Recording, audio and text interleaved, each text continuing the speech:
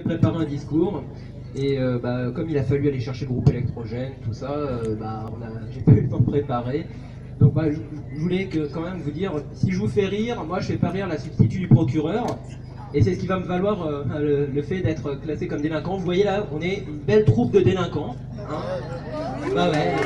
Ah, il y en a beaucoup en ce moment des délinquants. Il y avoir plus de 50 ans, plus de 60 ans pour commettre un délit affreux.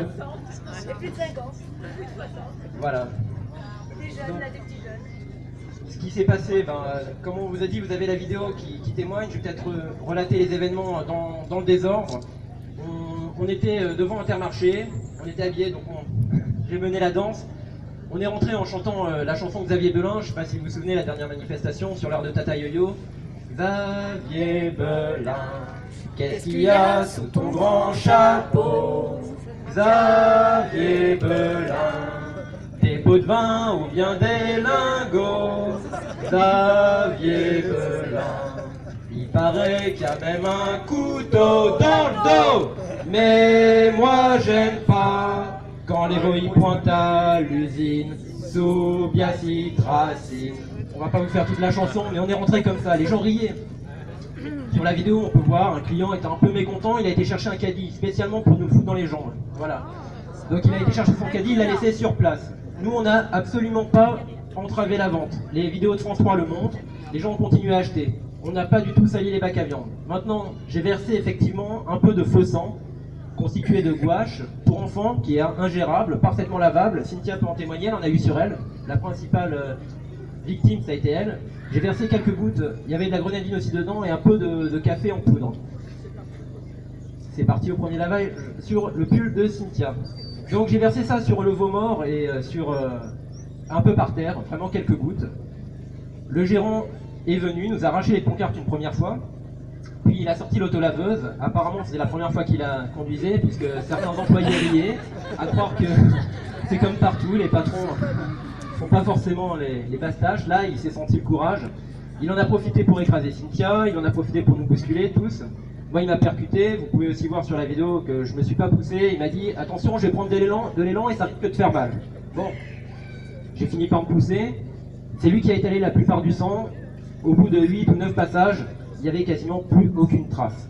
On a continué, on a fait les clowns, on a chanté des slogans avec des pompons, et là, il y a une intervention assez musclée quand Michel lisait, en fait, un texte, j'ai oublié le nom, Aurore pourrait m'aider, c'est ce fameux discours végétariste. Le discours, j'ai oublié le nom. Philippe Poulin. Retirons la viande du menu, voilà. Melbourne en 2009. Là, vous pouvez le retrouver sur internet, il est très intéressant ce discours. Là, le gérant est intervenu en arrachant directement, donc je me suis interposé pacifiquement, je tiens à préciser, parce qu'il arrivait les mains en avant sur Michel pour lui arracher les fiches et sur Christine pour arracher ce que j'ai à la main. Donc, il est parti. Le poissonnier est intervenu en criant « Vous empêchez mon patron de travailler ». Donc une empoignade a eu lieu, Michel a été griffé au bras par le poissonnier. J'espère qu'il n'avait pas la rage.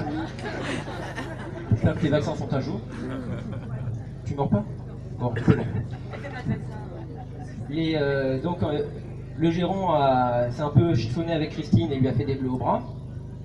On a continué à chanter en tournant autour des bacs à viande. Donc il faut encore bien préciser qu'on tournait autour des bacs à viande mais qu'on ne perturbait absolument pas la vente, puisque certaines personnes filmaient, certaines personnes nous regardaient. Il y a même une dame qui était avec son enfant qui restait jusqu'à la fin, qui nous a suivis jusqu'à la fin. Quand la gendarmerie est arrivée, ils nous ont demandé de partir. On est parti et là le gérant s'est senti pousser des ailes, ce qui est plutôt normal. Quand on a des flics avec nous, on se sent capable de rebrutaliser quelqu'un. Il a ressauté sur Christine pour lui arracher le micro. Et les gendarmes l'ont empoigné, l'ont ceinturé, lui ont dit maintenant on arrête. Bon, ça n'a pas été notifié au procès verbal. Hein. On est sorti, Aurore a parlementé un petit peu, on s'est dit après tout, vu que les agriculteurs dans certains endroits ramènent des animaux, vivants ou morts, certains sont vivants et ils ressortent morts, quand ils versent du sang, c'est pas du faux sang, quand ils interviennent devant, les finances publiques à Aubusson, ils murent carrément, il n'y a pas d'interpellation, aucune Et oui, c'est interpellation. bizarre, hein. Nous, on a été interpellés tous les 9, on a suivi sans faire de problème. Au commissariat, on a été retenus pendant 5 heures. Gendarmerie, pardon, excusez-moi. Ouais, ils s'en foutent.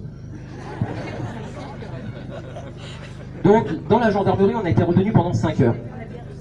Pendant ces 5 heures, il nous a bien été précisé qu'on n'était pas en colonie de vacances, qu'on ne pouvait pas rester assis par terre devant la gendarmerie, on n'avait pas le droit d'appeler, on n'avait pas le droit de répondre au portable.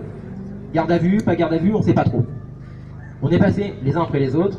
Il y a eu bien sûr le client au caddie qui a témoigné, une personne qui devait être probablement dans la direction d'Intermarché, le gérant qui sont venus et qui ont porté plainte. On a d'abord été accusé, je ne sais même pas la première qualification, je l'ai pas vu venir, moi je suis passé en dernier. Donc, je suis passé devant le gendarme, il m'a demandé